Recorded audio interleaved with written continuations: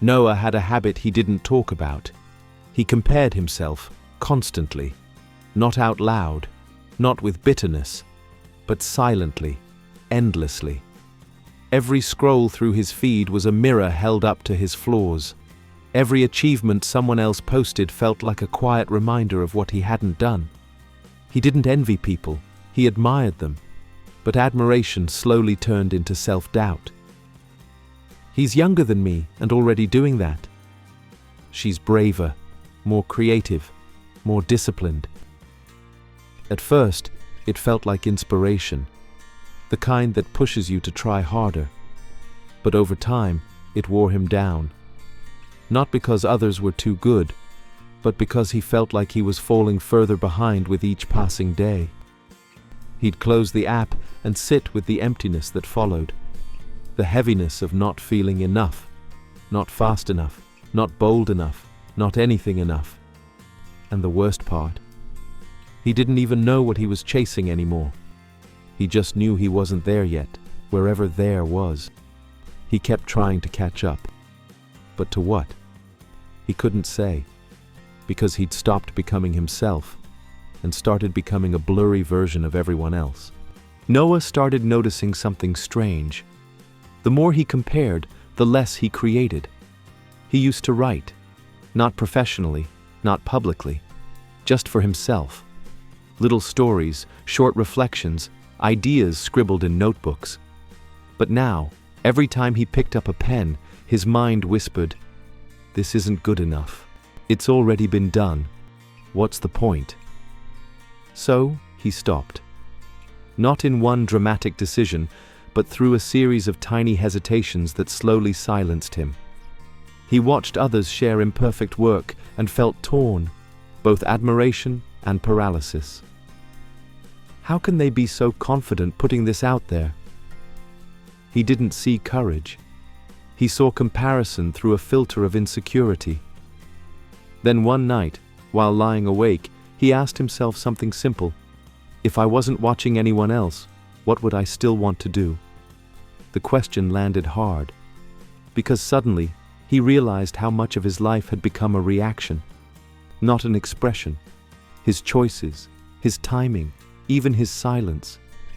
They were all shaped not by his voice, but by the echo of someone else's. The next morning, Noah did something small. He turned off notifications, not forever, just for the day. He didn't announce it, didn't make it a challenge. He just wanted to hear himself think, without interruption. That day, something felt different. Time moved slower. Thoughts had space. He found himself reaching for his notebook, not because he had an idea, but because he was curious what might show up if no one was watching. He didn't write much. A few lines. Simple. Rough. But when he read them back, he felt something he hadn't felt in months. Relief. Relief from pretending, from measuring, from shrinking.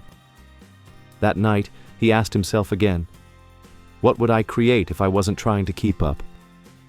It wasn't just a creative question, it was a life question. He looked at his reflection and realized he had spent so long looking outward that he no longer recognized his own voice. And now, he wanted it back.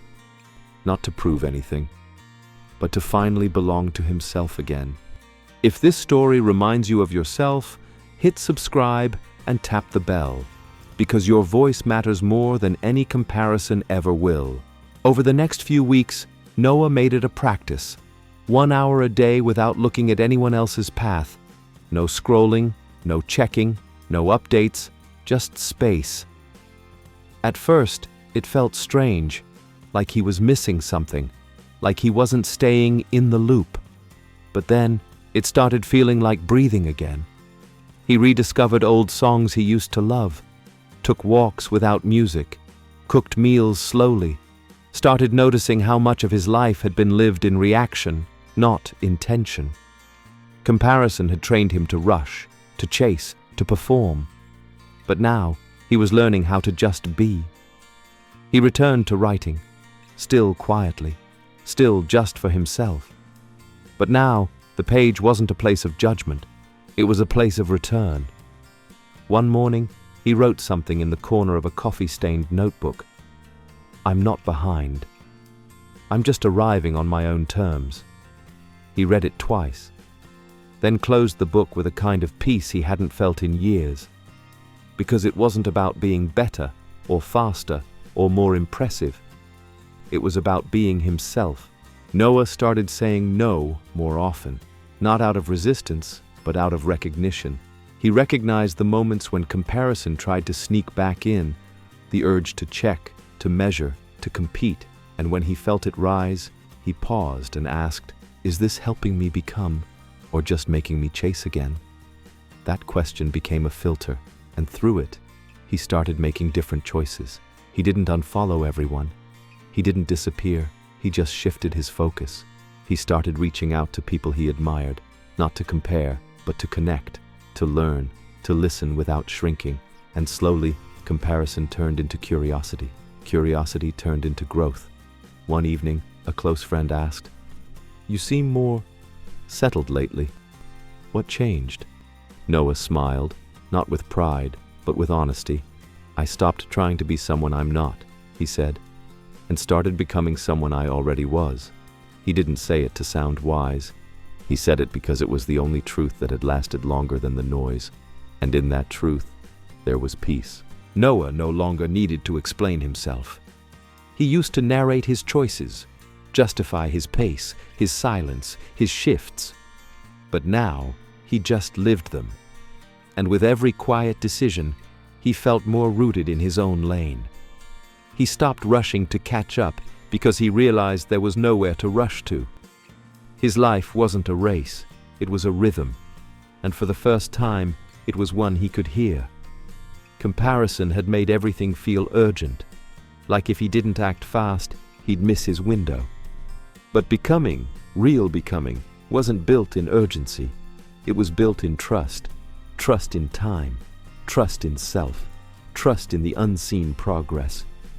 Noah still had dreams, still wanted to grow. But now, he didn't need to look sideways to measure how far he'd come. He had his own markers, his own pace. And in a world obsessed with highlight reels and finish lines, he had chosen something harder. To be present in the middle of becoming, not waiting to arrive, not pretending to be ahead, just becoming on purpose and out loud. One morning, Noah found an old journal entry, dated 2 years back. It was filled with lines like, "Need to do more," "Falling behind," "Why can't I be like them?" He read the words like they were written by someone else, someone who had lived from the outside in. He didn't judge that version of himself. He felt something closer to compassion.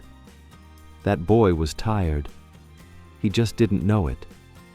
He had exhausted himself trying to be everywhere he wasn't, when all he really needed was to be fully where he was.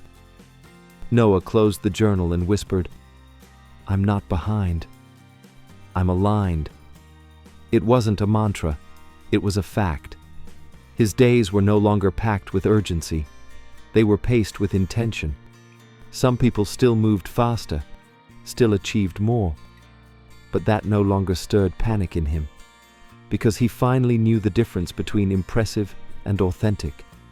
And he had chosen authenticity, quiet, steady, and fully his. Noah didn't need applause anymore. He didn't crave proof. His validation didn't come from likes, timelines, or achievements. It came from waking up each day knowing he was living in alignment. He still had moments of doubt. Comparison didn't vanish. It just lost its grip. Now, when it showed up, he met it with kindness. "You don't belong here anymore," he'd say. And it listened. He'd built something no one could see, inner freedom. The freedom to move slow, to grow quietly, to start again without shame. The freedom to live unmeasured. One day, a younger friend asked him, "How do you stop comparing?" Noah didn't give advice. He just said, "Start becoming. One quiet choice at a time." That sentence landed deeper than any motivational quote, because it wasn't theory. It was earned. Noah smiled as he walked away, notebook in hand, not to write something impressive, just to write something true, because in a world full of noise, he had found something rare, his own voice. And this time, he wasn't going to trade it for anyone else's.